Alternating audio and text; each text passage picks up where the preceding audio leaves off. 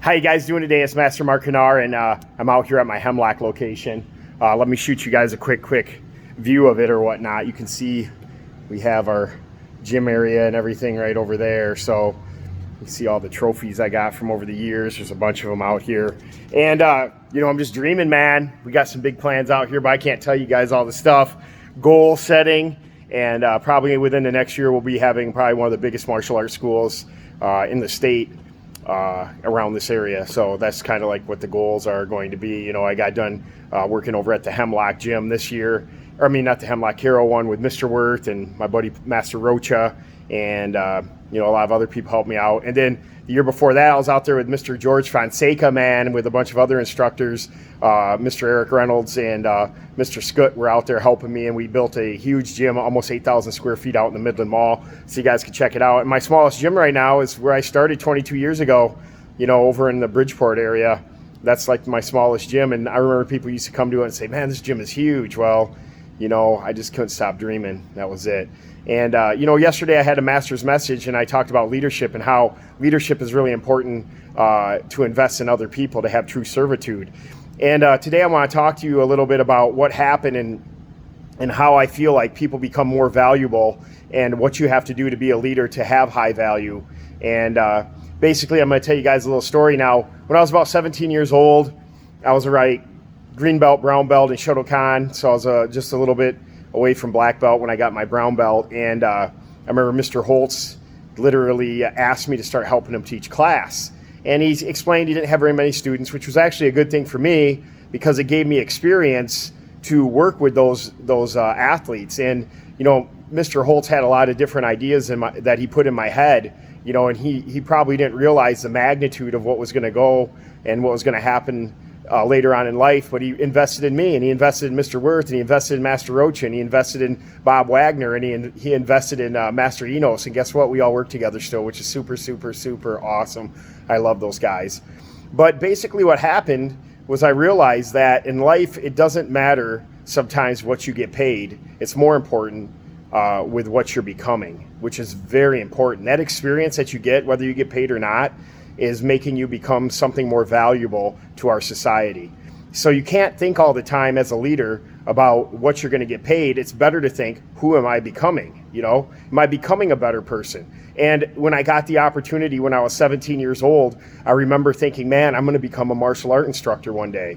Like, that was my long-term goal. And I didn't think I'd open up my own gym when I was 19 years old, but I was so passionate, and I had people backing me that believed in me more than I believed in myself.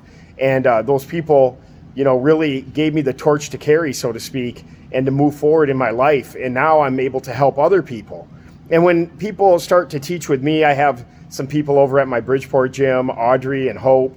They're out there helping me with the little 3 and 4-year-old class. And then I have Mr. Gould out there. He does an awesome job. In fact, it's his birthday today. So if you guys see Mr. Gould, you wish him a happy birthday. He's an awesome guy. And Mr. Wagner's out there teaching also. And last year, Simon Truckner was out there. They all got paid a little bit, but you know what? The most important thing was, who were they becoming? They were becoming a vital leader to the community. They were out there helping and investing in people, and they were becoming better people. And when I talk to these guys now and these ladies, I realize they're maturing spiritually.